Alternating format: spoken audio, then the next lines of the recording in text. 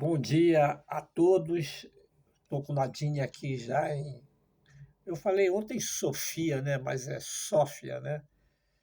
E nós estamos aqui no hotel de nome Budapeste. É a primeira vez que a gente fica em um hotel, porque ontem houve um imprevisto, aliás, vários, né? Ontem houve um imprevisto que nós alugamos um apartamento no Airbnb. E o que que acontece? O proprietário não apareceu para entregar as chaves e também não respondeu mais nenhuma notícia. Mandei e-mail, mandei desde o dia anterior, estava mandando e nada. E ontem aqui o dia todo o tempo, chuva e o frio nem tanto, né? 10, 8, 10 graus, nem tanto frio. Mas acontece o que estava incomodando ontem foi a chuva, né, o tempo todo. A gente sem guarda-chuva. Então ontem o dia foi complicadíssimo, né? E nós acabamos vindo para um hotel, aí quebrou toda a estrutura, tudo que a gente estava planejando, né? Tudo ficou para hoje, para nós fazermos. Eu tenho um grupo, nem todos vocês fazem parte do grupo do Andarilho. Então, ontem eu coloquei, escrevi algumas coisas, e depois eu me lembrei que existem algumas outras coisas correlacionadas que eu poderia fazer esse vídeo aqui na tentativa de ajudar aí alguma coisa, que às vezes no futuro pode aparecer situações meio complicadas, né, em viagens internacionais, né? E eu acho que pode ajudar. A primeira coisa são três coisas que eu queria abordar, mas a primeira foi o que aconteceu ontem na divisa de Zagreb, né, da Croácia indo para a Sérvia. Tá? O que é que acontece? Nós saímos de Budapeste, da Hungria, entramos na Croácia em direção do ônibus, tá? Para a Croácia. Como os dois países fazem parte da União Europeia, não existe nenhum problema de fronteira, né? Você passa, não existe fronteira, né? Você não precisa mostrar passaporte, nada, tudo é muito tranquilo. Aí, quando nós passamos totalmente pela Croácia, a gente vai entrar na Sérvia.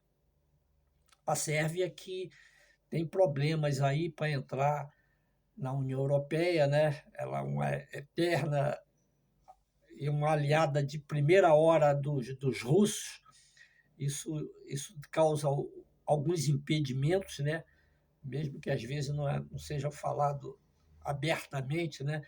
Mas a Sérvia, lembre-se que quando acaba a Segunda Guerra, né? A Rússia coloca o Jaruzelski lá como o general Jaruzelski como o líder ali todo, né? O supremo dos 7 países dos Balcãs. Tá? Então a Sérvia sempre foi uma aliada da Rússia e ela está com problema para entrar na União Europeia. Assim como a Turquia, né? A Turquia faz parte da OTAN, é um país que é estratégico demais, né? Por causa do Estreito de Bósforo, que faz a ligação com o Mar Negro, e antes disso até o Estreito de Dardanelos também, né? Você vê ali naquela parte ali, você entra no Mediterrâneo, lá no final você tem o Estreito de Dardanelos e depois o Estreito de Bósforo. Ali é estratégico, que dá acesso ao Mar Negro, onde sai ali aqueles navios de guerra todos, né? A Rússia. Bom, mas voltando aqui, quando a gente atravessa a Croácia, a gente vai entrar na Sérvia. Ela não faz parte da União Europeia. Então a gente tem que parar, a gente desce e nós vamos para o posto para mostrar o passaporte. Aí, problemas que podem ser evitados, né? O que que aconteceu? Eu entrei no dia 22 de fevereiro desse ano, eu entrei em Lisboa. Eu entrei na União Europeia. E o que que acontece? É, Quando eu dei o meu passaporte para ser carimbado na imigração, o cara carimbou, mas o carimbo não tinha data. Estava com a tinta ruim. Eu não observei isso, né? Eu não observei. Eu não observei. E só tinha escrito, depois nós fomos ver mais tarde, aliás, foi a Nadine que viu, que só tinha uma palavra Lisboa, assim, bem fraquinho. Tá bom. Eu não estou mais com a minha residência na França, porque no último ano eu fiquei 1 ano no Brasil, então o máximo que eu podia ficar era 6 meses, então não tenho mais residência na União Europeia, tá? Então eu só posso ficar 3 meses e tenho que vazar, tá? Inclusive, quando eu retorno dessa viagem, eu volto no em maio, né? Lá para o dia 6, 7 de maio. Então eu só posso ficar mais 10 dias na Europa. E eu não posso ter problema porque eu tenho que voltar aqui sempre, minha filha mora aqui. Então, o que eu vou fazer? Eu teria duas opções. Eu tenho duas opções. Ou volto para o Brasil ou sigo viagem. Eu estou indo para a Tunísia, onde eu tenho residência lá também. Então, eu vou ficar lá, por exemplo, eu poderia ficar 3 meses na Tunísia e depois retornar de novo à França. Mas da Tunísia, eu faço uma escala em Paris, não sei quando, mas eu volto para o Brasil. E volto para o Brasil com a minha filha, nas férias dela na última semana, na primeira semana de julho. Mas retornando. Então, o cara não carimbou a passagem, o meu passaporte. Então, quando eu chego lá na imigração, o sujeito lá, o representante lá, o trabalhador, com aquela cara de sono dele, numa sala escura, ele fala assim: Você entrou quando na União Europeia? Né? Porque o país dele é da União Europeia. Tinha que ver a entrada para. Eu estou saindo para entrar na Sérvia. Eu falei: Tá aí. Eu entrei em Lisboa no dia 22 de fevereiro. Ele: Não, não está aqui não. Ele folheou. Uma coisa interessante também é que é o seguinte: o meu passaporte é um passaporte muito carimbado. São várias folhas com um monte de entradas e saídas, né? E, geralmente o meu passaporte chega lá para as últimas, meus 6, 7 passaportes que eu tenho guardado, vai até lá o final de carimbo. Então, esses passaportes, geralmente, o pessoal fica com muita atenção, né? Por onde que esse cara passou, se ele repete viagens, né? Entendeu? Duas coisas por trás, né? É terrorismo ou droga, né? E máfia também. Então o cara fica com muita atenção. Ele abriu meu passaporte, viu, pô, tudo quanto é folha carimbada, vai um monte, vai até quase no final. Eles ficam muito temerosos com isso. Aí ele falou assim: Não, eu não estou vendo aqui, não, você me mostra. Aí eu fui ver, rapaz, não encontrei o de Portugal. A sala, o cara estava dormindo, aquela sala escura pra caramba. Aí pronto. E nisso tá o seguinte: eu fui o último cara a entrar na fila, que eu fiquei com o Nadine lá atrás, no ônibus. E nisso já está todo mundo do lado, num frio danado, os 40 pessoas esperando lá o ônibus. Resumindo a história, pô, eu fiquei sem saber o que dizer para o sujeito lá. Pô, não tem o carimbo de Lisboa. Eu falei que não é possível, não tem o carimbo. Rapaz, ele falou o seguinte: olha só, isso aqui é grave, isso aqui é grave, eu não posso te liberar porque eu não sei quando você entrou aqui na União Europeia. E você não tem cidadania. Eu mostrei a cidadania. Cidadania não, né? O visto até permanente da Nadine. Ele falou: não, ela tudo bem, mas o problema é você. Rapaz, aí ficou um negócio do impasse. E começa também o pessoal a ficar impaciente, né? No frio daquele, o pessoal esperando. Isso foi, rapaz, isso já deu mais de 20 minutos, quase meia hora e procurando, eu dizendo que tinha, e como são muitos carimbos, né? Aí depois ele saiu lá da sala dele, aí foi para um lugar mais claro, e viu cada um dos carimbos que tem. Aí eu passei muito na América do Sul também, né? Tem muito carimbo, entrada, saída. Mas depois, o que acontece? Eu me lembrei de uma coisa. Eu falei assim: vem cá, eu posso te mostrar o meu bilhete de entrada em Portugal, no dia 22 de fevereiro. Aí, caramba, também é mais um custo, né? Eu fiquei no celular e eu com o celular sou terrível.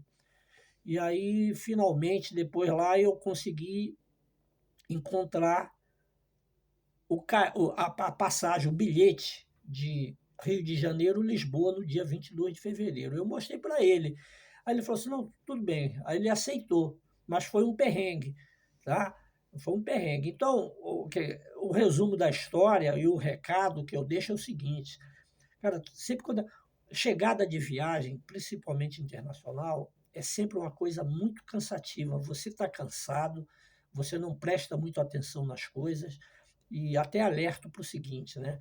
Agora, a ocasião mais perigosa numa viagem é aquela quando você chega, por exemplo, principalmente numa estação de trem, principalmente, pode ser na Itália então, porra, tá? Principalmente estação de trem, aquela hora de uma chegada, de uma viagem longa, cara, ali tem muita gente que é, porra, especialista em roubar bagagem. Tu senta ali, cara, tu tá com sono, às vezes tu passou a noite, então a atenção maior é quando você chega numa estação de trem depois de uma viagem, você está cansado e a tua atenção está muito dispersa.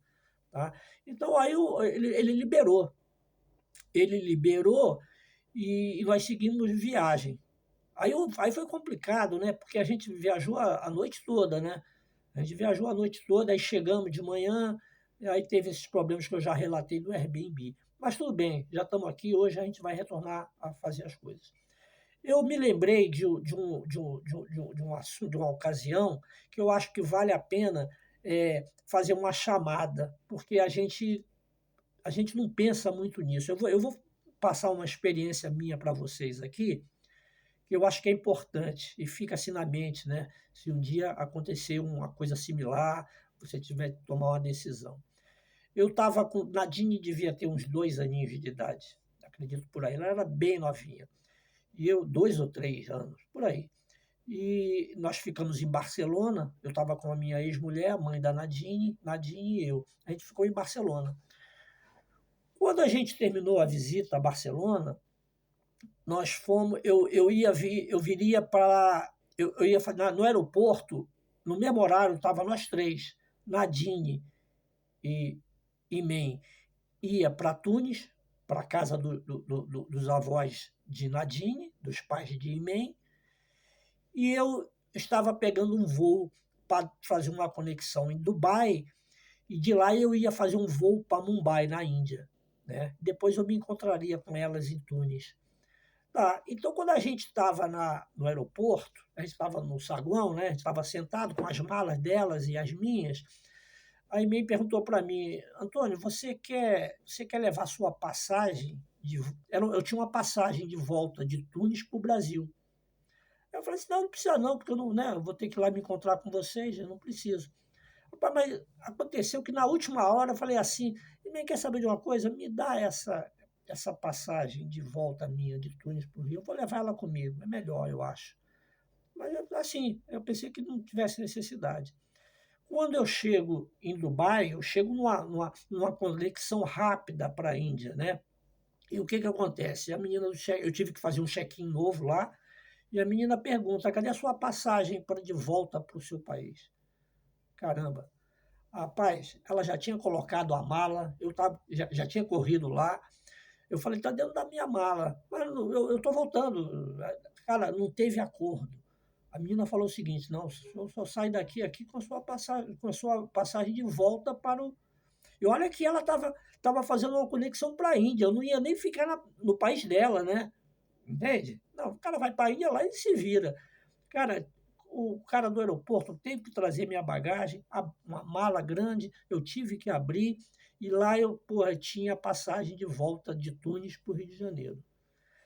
Nessa viagem, eu fui da Índia para a Tailândia, da Tailândia eu fui para Phnom Penh, no Camboja. De Phnom Penh, aí o que acontece? Eu não tinha trem. Eu não sei se eu acho que não existia trem, tá? Eu acho, tá? Então eu fui, eu fui, não, existia trem até uma certa parte. Então de Phnom Penh para Ho Chi Minh, de Phnom Penh para Ho Chi Minh, tá? Que hoje antes Saigon, né? Hoje Ho Chi Minh. Então eu fui num ônibus tipo de turismo, e atrás vinha uma van com a mala de todo mundo. Eu não sei porquê, me vinha mais umas 3 pessoas. Nós não pudemos colocar a nossa bagagem no ônibus. Então, tá bom. Aí nós fomos uma viagem de Phnom Penh para o Vietnã, para Ho Chi Minh. Quando entra na divisa com o Vietnã, na hora de mostrar as passagens, o que acontece? Ali foi até meio duro, que os caras foram ríspidos. O cara me mostra a sua volta para o Brasil. Caraca, aí ali teve discussão, Pô, aí você fica meio né, nervoso, não. Tu acha que eu vou querer ficar nesse país aqui teu? Sabe como é que é o negócio, né? Resumindo a história, e o cara tinha havido um problema também na van, que estava com as bagagens. Só sei, rapaz, que o nosso ônibus lotado, por causa de mim, de novo, teve que ficar esperando o carro chegar para eu mostrar a mesma passagem de Tunis, né? Mas eu tive que mostrar. Então, não é uma coisa raro, difícil de acontecer. Se você vem para a Europa ou outro lugar, um voo internacional, se você vai fazer grandes. Se você comprou a tua passagem logo só de ida, e porra, aceitaram, que às vezes não aceitam, tá? Mas se você comprou, cara, carregue a sua passagem de volta para o seu país de origem com você, porque senão você pode voltar de onde você estiver. Se você for fazer sabe, grandes viagens aí, não, isso vai acontecer. Eles vão te exigir e não tem acordo. Você vai voltar. Você vai voltar, tá ok? Para terminar, eu queria falar com vocês o seguinte: eu trabalhei durante 1 ano e meio, 2 anos, no Aeroporto Internacional do Rio de Janeiro, na aduana, na fiscalização,